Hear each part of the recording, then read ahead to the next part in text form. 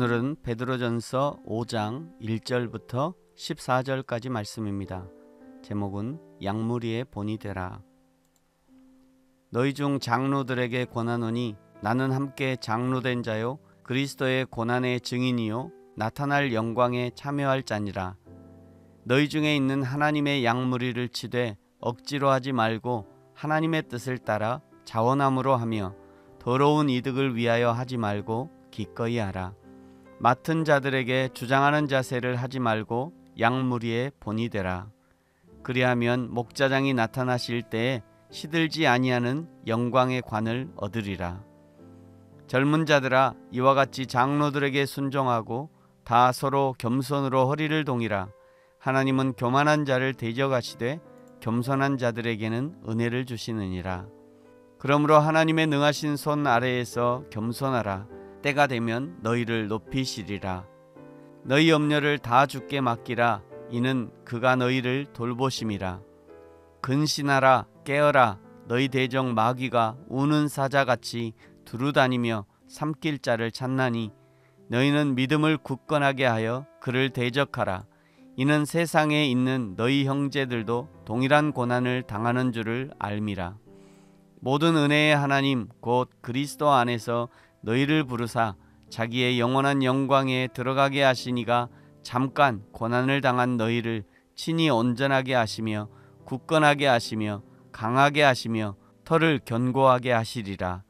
권능이 세세 무궁하도록 그에게 있을지어다. 아멘. 내가 신실한 형제로 아는 실로아노로 말미암아 너희에게 간단히 써서 권하고 이것이 하나님의 참된 은혜임을 증언하노니 너희는 이 은혜에 굳게 서라.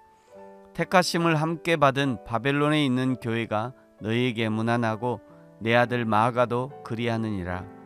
너희는 사랑의 입맞춤으로 서로 문안하라.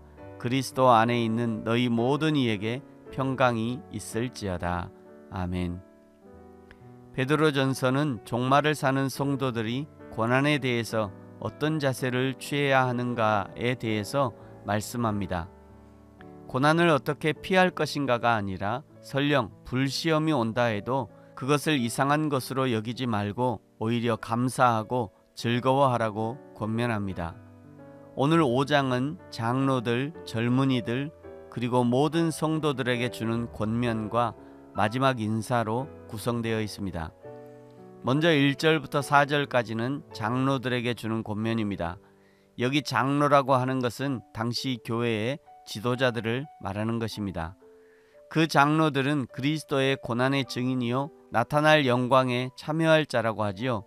그러니 2절에 하나님의 양무리를 치되 자원함으로 하라. 더러운 이득을 위하여 하지 말라고 권면합니다. 더러운 이득이란 무엇입니까? 목회를 돈벌이의 수단으로 사용하지 말라는 것입니다. 뿐만 아니라 3절 성도들을 주장하는 자세로 하지 말고 양무리의 본이 되라고 말씀합니다.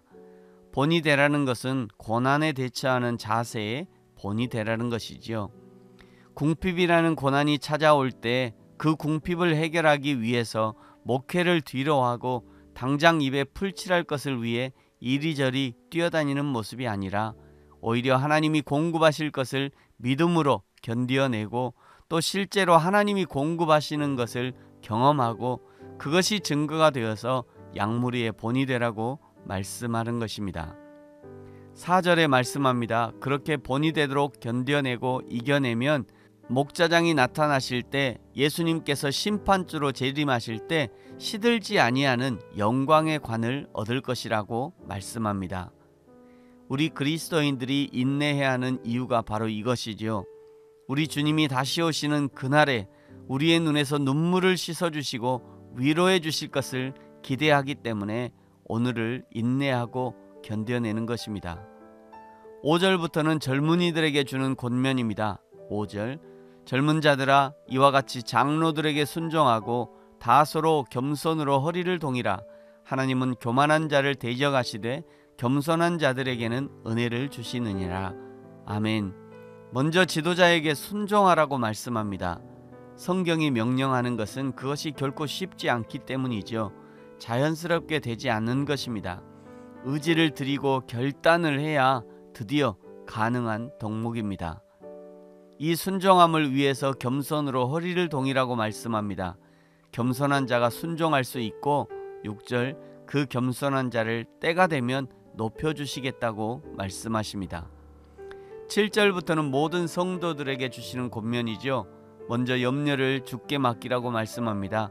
염려하는 자를 마귀가 마치 우는 사자같이 찾아다닌다고 말씀합니다. 성도들도 고난을 받을 때 그저 묵묵히 하나님 앞에서 눈물로 기도하면서 하나님의 은혜를 기다리는 성도들은 결코 사단 마귀의 밥이 되지 않습니다. 그러나 고난이 왔을 때 이리저리 뛰기 시작합니다. 고난 앞에서 도무지 갈피를 잡지 못합니다. 그러다가 사자의 밥이 되는 것입니다. 그렇기 때문에 9절로 권면하는 것이죠. 9절 너희는 믿음을 굳게 하여 그를 대적하라. 이는 세상에 있는 너희 형제들도 동일한 고난을 당하는 줄을 알미라. 아멘. 대적해야 합니다. 불순종을 부추기는 악한 마귀에게 대적해야 합니다. 교만을 부추기는 악한 마귀에게 대적해야 합니다. 고난을 회피하려는 나약한 믿음에 대적해야 합니다. 대적해야 물리치고 견고한 신앙으로 설 수 있는 것이죠. 사랑하는 성도 여러분, 베드로전서를 마치면서 만물의 마지막이 가까운 이때에 더욱 근신하여 깨어 기도하라 말씀하시면서 악한 마귀가 우는 사자와 같이 삼킬 자를 찾는다 말씀합니다. 저와 여러분이 날마다 순종함으로, 날마다 겸손으로 허리를 동임으로, 날마다 악한 마귀를 대적함으로 마지막 날에 하나님 앞에 믿음의 사람으로 발견되어지기를 예수님의 이름으로 축복합니다. 아멘. 기도하겠습니다. 하나님 아버지 감사합니다. 만물의 마지막이 가까운 이때에 더욱 근신하게 하시고 날마다 깨어있게 하시고 겸손하게 하시며 날마다 우리에게 말씀하시는 성령의 음성에 순종할 수 있는 믿음의 사람이 되게 하옵소서. 날로 악해져가는 이 시대를 본받지 말게 하시고 오직 예수님을 본받아 세상 유행과 반대의 삶을 살 수 있도록 우리를 인도하여 주옵소서. 감사합니다. 예수님의 이름으로 기도합니다. 아멘.